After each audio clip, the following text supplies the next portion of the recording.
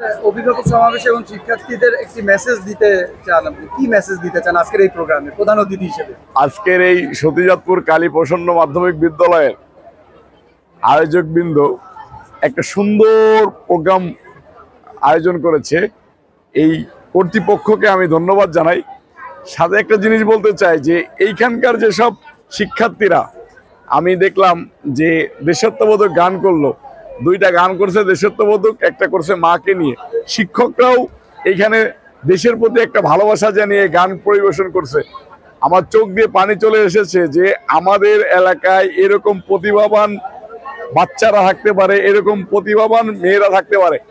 আমরা চাই এই সতীজাতপুর